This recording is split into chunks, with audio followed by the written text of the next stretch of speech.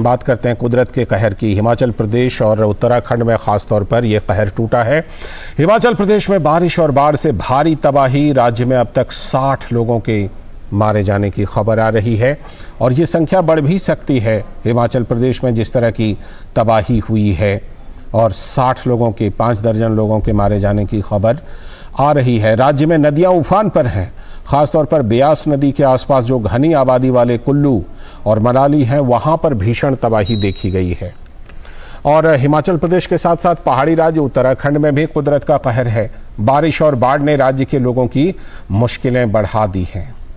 तो कुदरत के कहर की वजह से पहाड़ी राज्यों में पानी और तेज हवाओं से जान और माल का भारी खतरा पैदा हो गया है। इससे लोग काफ़ी प्रभावित हुए हैं इन राज्यों में। लेकिन ऐसे मामलों पर भी राजनीति करने से कुछ राजनीतिक दल चूक नहीं रहे हैं और विकास परियोजनाओं पर सवाल उठा रहे हैं। उत्तराखंड की बात कर लीजिए तो वहां पर विपक्षी कांग्रेस पार्टी ने 4 धाम विकास परियोजना पर सवाल उठा दिया और तबाही के लिए इन परियोजनाओं को जिम्मेदार ठहरा रहे हैं। वो सवाल यह है कि विकास परियोजनाओं से पर्यटन समेत स्थानीय लोगों को अनेक फायदे होते हैं, तो फिर ऐसा सवाल क्यों उठाया जाता है? ऐसे सवाल का क्या मतलब है? विकास परियोजनाओं में स्थानीय स्थितियों को देखते हुए ही विशेषज्ञ सलाह देते हैं और तभी निर्माण कार्य होते हैं। लेकिन प्राकृतिक आपदा पर भला किनका नियंत्रण हो सकता है? पहाड़ी राज्यों में प्राकृतिक आपदा के लिए अच्छी विकास परियोजनाओं को जिम्मेदार ठहराना ये उचित बिल्कुल नहीं कहा जा सकता। सुनते हैं हिमाचल प्रदेश के मुख्यमंत्री ने कुदरत के कहर पर क्या कुछ कहा है। हिमाचल की जनता से एक बार फिर अपील है कि नदी नालों के पास ना जाए, घरों में रहें। तो और ज़्यादा अभी क्योंकि सभी सड़कें हमारी अवरुद्ध पड़ी है, बहुत बड़े लैंडस्लाइड्स आए हैं और काफ़ी जाने की सूचना मुझे प्राप्त हुई है, जो बड़ी दुखद बात है। इस संकट की घड़ी में मेरा सभी से अनुरोध है कि अपने आप को बचा कर रखना है, घरों में रहना है और लैंडस्लाइड वाली जगह से अपने घर को खाली रखना है। और सरकार और प्रशासन और कर्मचारियों को सख्त निर्देश दे दिए गए हैं कि जहां भी लैंडस्लाइड वाली जगह है वहां से जो भी परिवार है उनको सुरक्षित निकाल कर अपने शेल्टर्स होम में जगह दी जाए। इस बार एक बार फिर आपदा बड़ी तबाही लेकर पिछले 48 घंटे में आई है। और सुनते हैं कि केंद्रीय मंत्री अनुराग सिंह ठाकुर ने क्या कुछ कहा।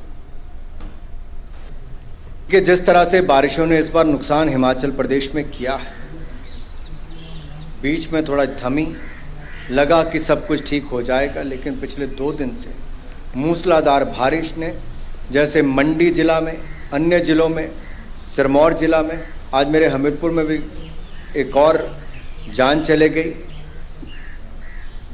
बहुत दुख होता है सब घटनाओं को देखकर। प्रधानमंत्री जी ने और गृह मंत्री जी ने लगातार हिमाचल प्रदेश में मदद देने के लिए कहा भी और दी भी। पहले भी 12 एनडीआरएफ की बटालियंस वहाँ पे लगी हुई थी और लगातार मदद कर रही थी। एयरफोर्स की ज़रूरत पड़ी तो हमने वो भी दिया। वहाँ पर जो जो राज्य ने मांगा हमने अपनी ओर से, केंद्र सरकार की ओर से हर तरह की सेवा, सुविधा और मदद देने का कार्य किया है। हमारे संवाददाता संजय प्रताप सिंह जुड़ चुके हैं इस खबर पर और ज़्यादा जानकारी देने के लिए हिमाचल से। संजय जी, क्या है इस समय की स्थिति और क्या बारिश और बाढ़ से कुछ राहत मिलती हुई नजर आ रही है राज्य की जनता को? लालचंद, निश्चित रूप से आज बारिश नहीं हुई है, इसलिए कुछ राहत मिलती हुई नज़र तो आ रही है, लेकिन चुनौती अभी भी बनी हुई है। हालांकि चंडीगढ़ शिमला हाईवे जो है वो अब 2 तरफ से खोल दिया गया है, यानी 2 लेन पर जो है गाड़ियों की आवाजाही शुरू हो गई है।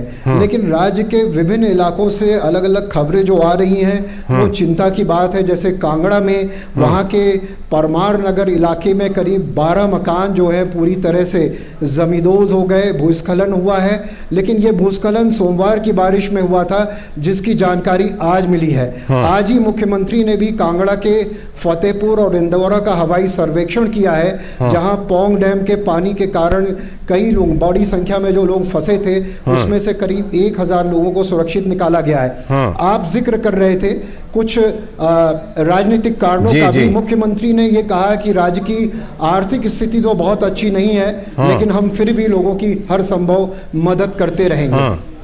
ठीक है, बहुत बहुत शुक्रिया जुड़ने के लिए और ताज़ा अपडेट देने के लिए।